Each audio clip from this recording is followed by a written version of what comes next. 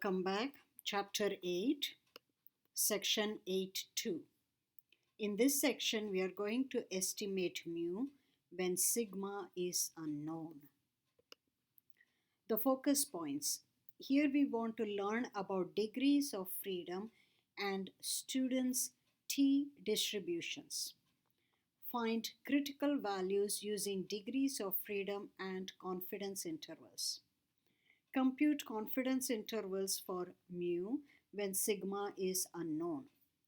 What does this information tell you? All right. So in section 8.1, we saw how to estimate mu when sigma is known. Here we are going to learn how to build confidence intervals for mu when sigma is unknown. In order to use the normal distribution to find confidence intervals for a population mu, we need to know the value of sigma.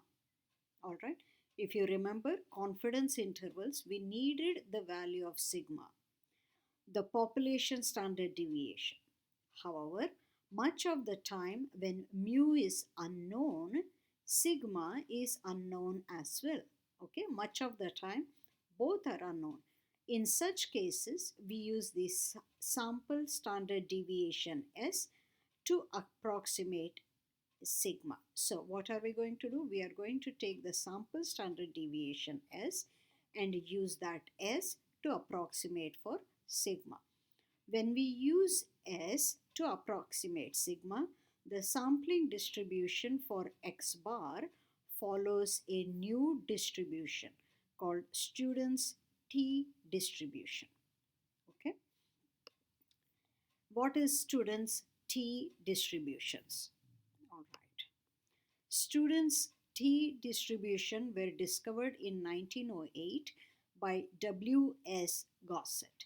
He was employed as a statistician by the Guinness Brewing Company, a company that discouraged publication of research by its employees.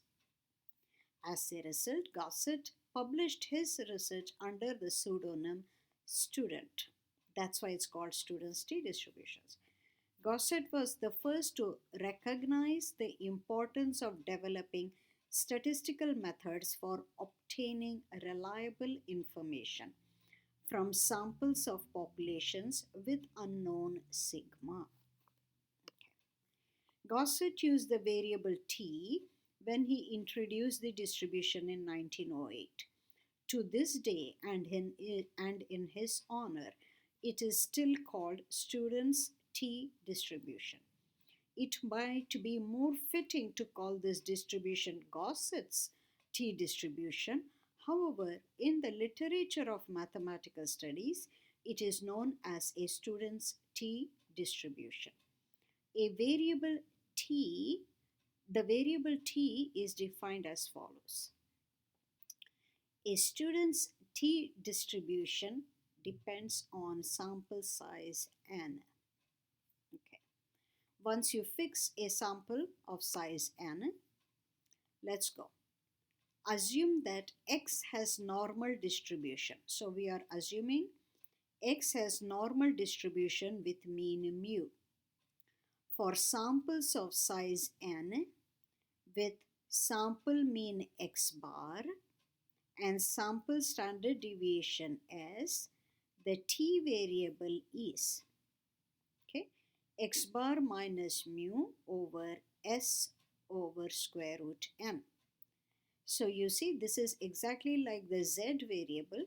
Instead of the sigma, you have an S. This has a student's T distribution with degrees of freedom df. Degrees of freedom df n minus 1. So T distribution depends on n like this. So there is a degree of freedom n minus 1. If many random samples of size n are drawn, then we get many T values from equation 12. These T values can be organized into a frequency table. and a histogram can be drawn, thereby giving us an idea of the shape of the t distribution for a fixed n. So I hope this is clear. You're collecting many random samples of the same size n. Okay? So for each random sample, you can find an x bar, that's the mean. You can find its standard deviation, and n is the same. So you get t distribution. Okay, you get t value. All right. Now, these t values can be organized into a frequency table, and a histogram can be drawn, thereby giving us an idea of the shape of the t distribution. So notice, for an entire sample, you get one number called t. Okay, that's the idea. All right. Fortunately, all this work is not necessary because mathematical theorems can be used to obtain a formula for the t distribution.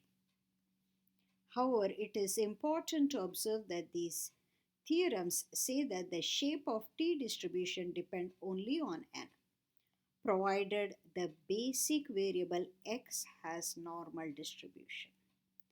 So all of this theory would work assuming x is a normal distribution. So when we use a t distribution, we will assume that the x distribution is normal. If x is not normal, we cannot use the theory of t distribution.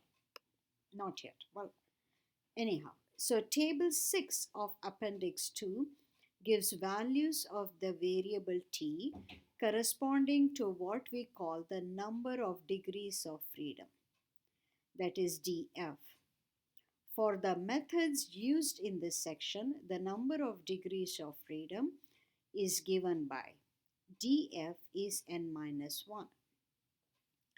df stands for degrees of freedom, n is the sample size. Each choice of df gives a different t distribution.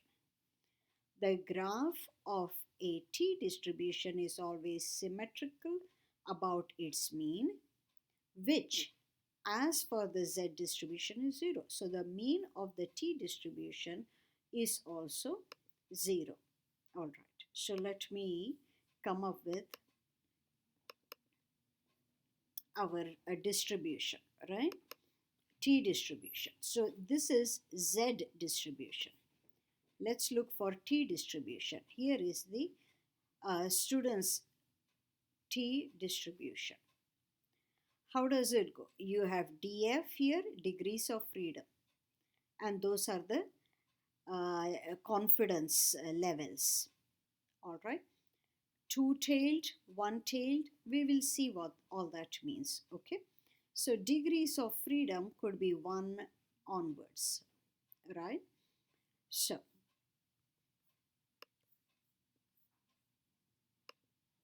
all right.